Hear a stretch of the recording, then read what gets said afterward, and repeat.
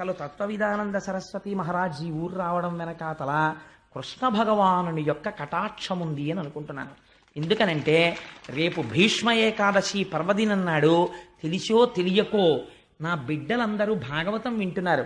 భీష్మ ఏకాదశి నాడు మధ్యాహ్నం వారి దర్శనం ఇప్పించాలి, వారి అనుగ్రహ భాషను ఇప్పించాలి అని ఈశ్వరుడు వారిని రప్పించాడు.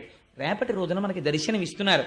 ఎవ్వరూ విడిచిపెట్టకండి. గంగా స్నానం కన్నా పవిత్రం వారి దర్శనం. తప్పకుండా అందరం కలిసి విష్ణు సహస్రనామ స్తోత్రం చేసి వారి దర్శనం చేసుకుని వారి అనుగ్రహ భాషణాన్ని విందాం. అందుకని రేపటి రోజున మనకి జరగబోతున్న దర్శనం సుఖబ్రహ్మ దర్శనమే, నాకేం అనుమానం లేదు అందులో. సో నేను ఎందుకు ఈ మాట చెప్పానంటే, ఉగ్ర పరేత భూ నికేతనుండు ఇన్ని మాటలు వాడి అశివుడైన ఇతనికి శివుడను ప్రమాదం ఎట్లు కలిగే. వాళ్ళకండే లోపలొకటి దాచుకోవడం బయటకొకటి ఉండడం ఉండదు. ఎంత గోప్యం లేకుండా, ఎంత చక్కగా అరమరికలు లేకుండా కలిసిపోయి ఉంటారు. అలా ఉండడం ఒక్క బ్రహ్మజ్ఞానికి మాత్రమే సాధ్యమవుతుంది. అటువంటి శంకరుణ్ణి పట్టుకుని ఇన్ని మాటలు అన్నాడు. ఆయన ఏం మాట్లాడలేదు, కోపం వచ్చేసి అన్నాడు, ఇన్ని మాటలన్నా నువ్వు పలకలేదు, లేవలేదు, నమస్కరించలేదు, కాబట్టి నిన్ను శపిస్తున్నాను. ఇవ్వాల్టి నుంచి జరిగేటటువంటి యజ్ఞయాగాది క్రతువుల యందు నీకు హవిర్భాగము లేకుండుగాక అని శపించాడు. ఈశ్వరుడికి హవిర్భాగం లేనప్పుడు ఇంకా యజ్ఞం ఏమిటి, యాగం ఏమిటంటే అది యజ్ఞయాగాదులు అనిపించుకుంటాయి, అవి అదో అజ్ఞానం అంతే. కాబట్టి తన పరిధిని దాటిపోయి నీకు యజ్ఞములందు హవిస్సునందు భాగము లేకుండుగాక అని శపించి అక్కడి నుంచి కదిలిపోయి మంచి వేగంతో విస్సురుగా లేచి ఇంటికి వెళ్ళిపోతే అప్పుడు కూడా శంకరుడు ఏమనలేదు. అది విచిత్రం. ఇంత కోప్పడితే, ఇంత శపిస్తే ఏమీ అనలేదు, అలా ఊరుకున్నాడు. అగ్నిహోత్రానికి తగులుతుందండి. మీరు అగ్నిహోత్రంలోకి పట్టుకెళ్ళి అగ్నిహోత్రాన్ని కొబ్బరి చెప్పు పెట్టి కొట్టారనుకోండి, కొబ్బరి చెప్ప కాలిపోతుంది అంతే తప్పించి దానికి ఏమవుతుంది? అది రగిలిపోతున్న బ్రహ్మం, అది దానికి శాపం ఏం తగులుతుంది? అది అర్థం చేసుకోలేకపోయాడు, తను పాడైపోతాడని తెలుసుకోలేకపోయాడు. అయిపోయింది. కానీ లోకంలో ఒక విచిత్రమైనటువంటి తీరుంటుంది. అసలు వాళ్ళు బాగానే ఉంటారు, అక్కర్లేని వాళ్ళకి లేనిపోనేటటువంటి భేషజాలు ఎక్కువగా ఉంటాయి. శివుణ్ణి దక్షుడు తిడుతుంటే భృగువుకి సంతోషం కలిగింది. భృగువుకి సంతోషం కలిగి ఆయనకి కొంచెం విష్ణు ప్రీతి ఎక్కువ భృగువుకి. అందుచేత శివుడు విష్ణువు కన్నా భేదం అనుకుని శివుణ్ణి తిడుతుంటే ఇలా సంజ్ఞ చేశాడు దక్షుడికి. ఓ కానీ కానీ కానీ అన్నాడు. ఇవన్నీ చూశాడు నందీశ్వరుడు. ఈయనకి శివుడంటే ఇష్టం, నందికి వాహనం కదండి. ఈయనకి కోపం వచ్చింది, ఎక్కడలేని కోపం. మా శంకరుణ్ణి పట్టుకుని ఇంతంత శాపాలు ఇన్నిన్ని మాటలు అంటాడా, నేను శపిస్తున్నాను దక్షుణ్ణి. ఏమిటో తెలుసా? దక్షుడు ఇవ్వాల్టి నుంచి సంసారమునందు పడిపోవుగాక, భార్య యందు రమించుగాక, కామమునకు వశుడగుడుగాక, ఆహారము మధురమైన ఆహారములు తినడం, రకరకములైన ఆహారములు తినడమును యందు వ్యగ్రత కలుగుగాక, వేదము చేత ప్రతిపాదింపబడినటువంటి పూర్వభాగమునందున్న కర్మయందు లంపటొడగుగాక, దక్ష ప్రజాపతిని అనుసరించిన వాళ్ళకి కూడా కర్మలు తప్ప నివృత్తి మార్గమునందు ఆసక్తి కలుగుకుండుగాక, వారికి మోక్షము రాకుండుగాక, నిరంతరము కర్మ పుణ్యము మళ్ళీ సుఖము మళ్ళీ అనుభవించడం, మళ్ళీ జన్మ, ఇలా వాళ్ళు జన్మ చక్రమునందు తిరుగుతుందురుగాక అని ఇన్ని శాపాలు నందీశ్వరుడు ఇచ్చేశాడు. దక్షుడు ఎన్ని తిట్టాడో నందుడు ఎన్ని శాపాలు ఇచ్చాడు. ఎప్పుడైతే నందీశ్వరుడు ఇన్ని శాపాలు ఇచ్చాడో భృగువు కోపం వచ్చింది, ఆయన లేచాడు. ఎలా అయిపోతుందో చూడండి సమాజం, ఎలా అయిపోతుందో చూడండి ప్రపంచం. దక్షయజ్ఞం మనకి నేర్పుతుంది. ఇందులో అసలు విష్ణు స్వరూపం కానీ శివస్వరూపం కానీ ఏమైనా మాట్లాడుతున్నాయా?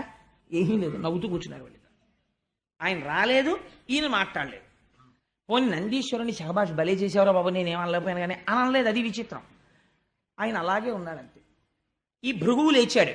లేచి అవని ధూర్జటి వ్రతులకు వారు ఎవరైతే ఈ భూమండలం మీద శంకరుడు యొక్క వ్రతాన్ని అవలంబిస్తారో అటువంటి వారు, వారిని అనుసరించడి వారు అటువంటి వారిని అనుసరించి ఎవరు పెడతారో వారు తత్శాస్త్ర పరిబంధులైన వారు. అటువంటి వారు వేదమునందు విరక్తి కలిగి వేదమును దూషించి కర్మకాండని నిరసించి వారందరూ కూడా జడులై విభూతి పెట్టుకుని జటలు వేసుకుని ఉన్మత్తుల వలె భూమి మీద తిరిగెదరుగాక అని అవని పాషండుల ఎదరని శపించే, అంటే వేద విరుద్ధమైనటువంటి స్థితిని వాళ్ళు పొందుతారని ఆయన శాపం ఇచ్చాడు. భృగువు ఇటు శపించాడు, నందీశ్వరుడు అటు శపించాడు. సభలో పెద్ద కోలాహలం రేగిపోయింది. నవ్వుతూ లేచి శివుడు ఇంటికి వెళ్ళిపోయాడు. చిత్రం ఏమిటంటే ఒక్క మాట మాట్లాడలేదు. ఇంత గొడవ ఇంటికి వెళ్ళిపోయిన తర్వాత ఎవరు ఎదురొస్తారండి? సహజంగా పార్వతీదేవి ఎదురొస్తుంది. పార్వతీదేవి ఎదురొచ్చిన తరువాత శంకరుడు ఏమనాలి? ఇవాళ సభలో ఎంత అల్లరైందో తెలుసా, మీ నాన్నగారు నన్ను ఏమన్నారో తెలుసా అని జరిగిందంతా చెప్పాలి కదా పార్వతీదేవికి. ఆయన అసలు చెప్పలేదు. అంటే ఎందుకు చెప్పలేదండి?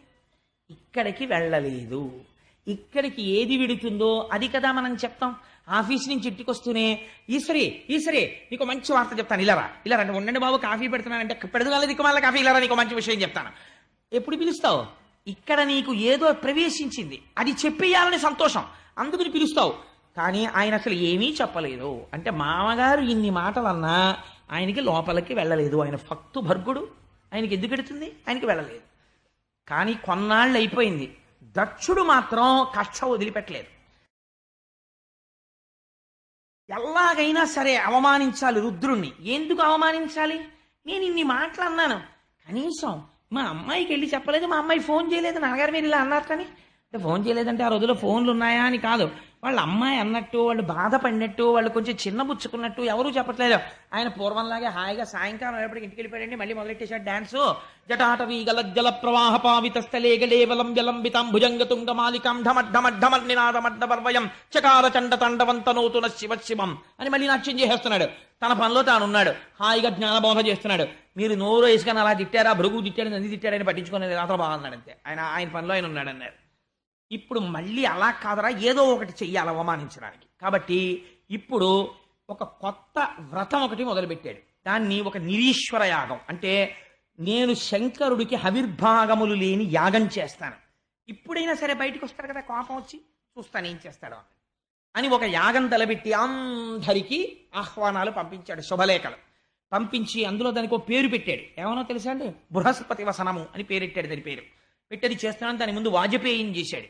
చేసి ఒక యాగం చేస్తే దానికి అందరూ బయలుదేరి పెడుతున్నారు. ఋషులు వాళ్ళు వెళ్ళకపోతే ప్రజాపతులకు అధిపతి ఏం చేపిస్తాడో. చేస్తున్న యాగం మామూలుగా చేయట్లేదు, అవతల వాళ్ళ మీద కక్షతో చేస్తున్నాడు యాగం. ఎవరొచ్చారో ఎవరు రాలేదో బాగా పట్టించుకోవడం, ఎందుకని పార్టీలు బయటకు వస్తాయి ఇప్పుడే, అందుకని బాగా చూస్తాడు. ఈ అలవాటు ఇంతకు ముందుంది ఆయనకి. సభలో చూశాడు, చూసి శంకరుడు లేవలేదనే ఇంత అల్లరి మొదలెట్టాడు. యాగం రావడానికి అదో కారణం. అప్పుడు సభలోనే అంతలా చూశాడు. ఇప్పుడు వెళ్ళకపోతే చూడడం లేనిపోను కూడా ఎందుకు వచ్చిందండి, వెళ్ళి ఏదో ఒకసారి నమస్కారం పెట్టి షేక్ హ్యాండ్ ఇచ్చి చాలా బాగా జరగాలండి, ఆల్ ది బెస్ట్, మీ యాగం బాగా జరగాలని ఒక మాట నేర్చేస్తే మనకి ఏ గొడవ ఉండదు పదండి అన్నారు. అంటే లోకంలో ఇలా అనే వాళ్ళ సంఖ్య చాలా ఎక్కువగా ఉంటుంది. నాన్ కాంట్రవర్షియల్ అంటారు. మనకి ఎందుకు వచ్చింది, మనం ఏమనకుండా అక్కడికి పోయి ఇక్కడికి పోతే అయిపోయా, మనం ఏమీ అనద్దు అని. అందుకని అందరూ దక్షుడి సభకు వస్తున్నారు. రాని వాళ్ళు ముఖ్యమైన వాళ్ళు ఉన్నారు, వాళ్ళు జ్ఞానం ఉన్నవాళ్ళు, వాళ్ళు రాకూడదు. అందుకని శ్రీ మహావిష్ణువు రాలేదు, చతుర్ముఖ బ్రహ్మగారు